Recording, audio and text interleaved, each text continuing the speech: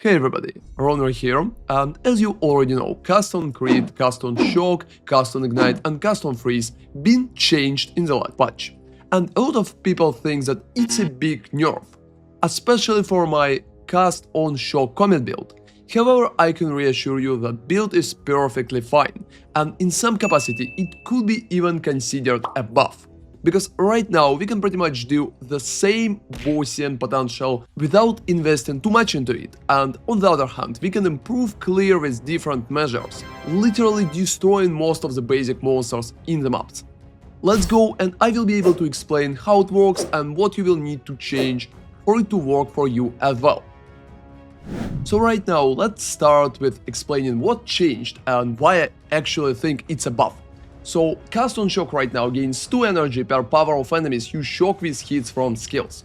It also received 24% increased energy gain bonus. So generally, with that bonus, cast on shock is barely generating any power when you are hitting white monsters or even blue monsters, for example. It's generating alright when you are hitting rares, and it's generating tremendous amount of power when you are hitting bosses. So generally it is a buff, because right now we can completely ignore all the peaks for energy and still create just crazy amount of comments when we are fighting bosses.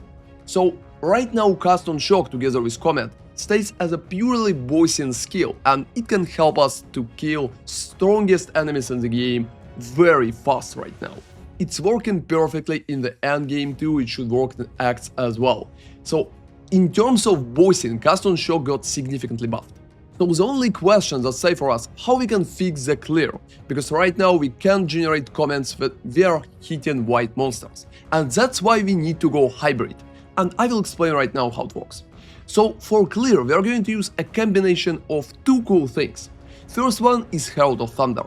Herald of Thunder is going to provide us with additional bonuses such as Bolt, which will hit our enemies when we are healing shocking enemies with attacks. That's pretty much what we are doing very often, especially against white monsters, right? We are hitting them, we are killing them, and we are shocking them pretty consistently. So Herald of Thunder here is going to help us tremendously with clear.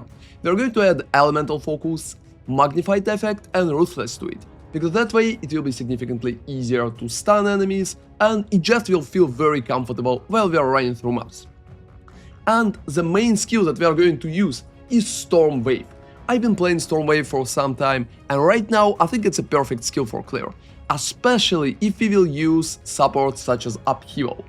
Upheaval creates 2 additional features, you can see it on the screen right now, and it provides a huge con when we can literally hit so many enemies at once, improving our clear significantly.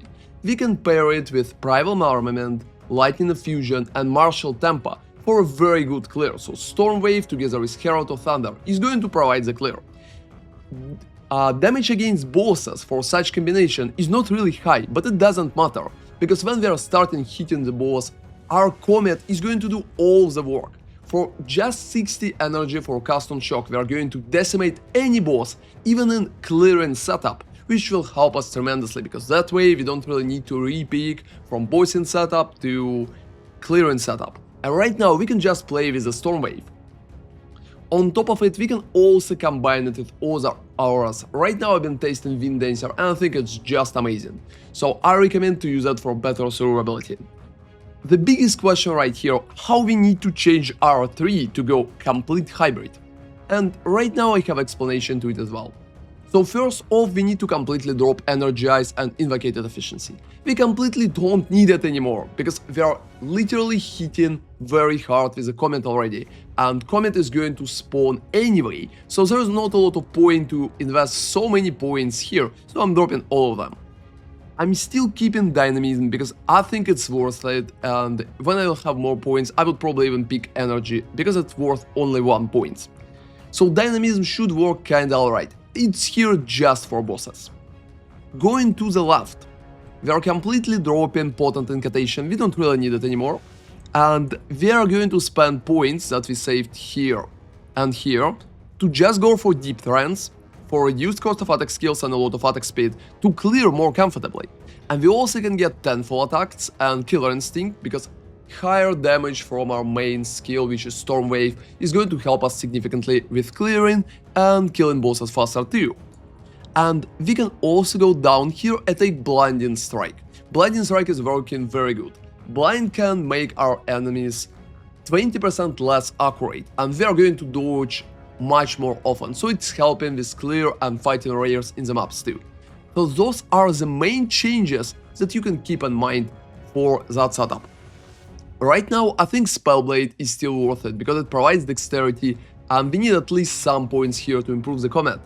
However, that setup is clearing very good and can also kill bosses very good thanks to the changes. We can't use resonance anymore, so we will need to drop the charges, or we will need to generate charges some other way. I will probably test more stuff based on charges later on. However, right now I just dropped it completely and saved the point moving through the upper side. We can also invest more points in defenses, so we will survive better. Going for a Spectral Ward here is a very good idea. I also recommend to take Insightfulness. And Mana Blessing I'm still taking to make sure that I have enough mana for casts. That's what we currently have in our setup. And there's a big chance that further on, when we will have more points, we can even go to the right and finally invest into Whirling Assault and one with River. However, I don't really feel like it's necessary right now. Also, Throat Seeker, for example, could be a pretty nice bonus too, because we can combine it with Careful Assassin, and that way a critical hit chance will still stay on top. And right now I'm still using the Soul Spring Eternal, but in the future I will probably try and repick it and we'll check how many comments we're going to generate that way. So stay tuned for further updates. However, even the build in such forms that we have right here is working very good. It can clear faster than it did before. We can just invest into clear right now, and it's still killing bosses because Comet is absolutely broken against bosses right now. So if there will be no big changes, I think it's going to stay a pretty strong option for the endgame. So let's go back to the setup and talk about items and what's important for items. So currently for the quarter stuff, we still need physical damage to shock more often. And plus level of all melee skills is playing significantly better role right now. So I recommend to get plus at least 3 to 4 level of all melee skills, because it's going to improve your clear significantly and it's going to help you against bosses in some capacity too. It stays the same for body armor, so you just need life, you need some resistances and a lot of evasion rating together with energy shield. And for the helmet, I recommend to go for evasion rating, energy shield by itself and some resistances too. If you can get some critical hit chance, it would be pretty nice. That goes for the rest of the items too. Since we are playing more melee, getting attack speed at the gloves could be very important. So try to invest there, because it would be a very cool part for your build. Otherwise, we don't really need to change anything, and I'm going to keep most of my items because all of them are already worked. And going over the setup, so we are still using Cast on Shock Comet together with Spell Echo, Concentrated and Impetus. I think Impetus is helping significantly because we are dropping some energy nodes in the tree. We are currently using Wind Dancer together with Clarity to survive better for additional evasion. Herald of Thunder together with Elemental Focus, Magnified Effect and Ruthless is helping with clear. And we don't really need to use charge stuff, but you can still go with that setup with Persistence, Perpetual Charge and Rising Tempest. We're using Siphoning Strike again to generate charges, so if you prefer it, just running Siphoning together with Profusion is a great idea. And Storm Wave is a main clearance skill with Martial Tempo, Lightning Infusion, Primal Armament and Upheaval. Upheaval is providing the clear, so if you want boss DPS you can change it to Concentrated, for example. However, I would say the build is already bossing just fine, so I wouldn't bother too much with it. And Tempest Bell is not really useful anymore for us. I still have it up, however, since we can't generate combos, it's not really that important. Orb of Storms, however, should be used, so I have it on the panel here, and Overabundance and Lightning Exposure is a pretty good bonuses for it. So currently, that's pretty much what we have. I would say our clear improved because we've been able to invest significantly more points into the clearing nodes. I would say that approach for bosses stayed the same, so we have a very good bossing potential. And I will try to keep Bill updated going further. There are probably going to be at least a few updates, so stay tuned, check the YouTube channel, and you can also follow my progression on Twitch, where I'm mostly testing most of the stuff. Thank you very much for watching, everybody. ronarray out.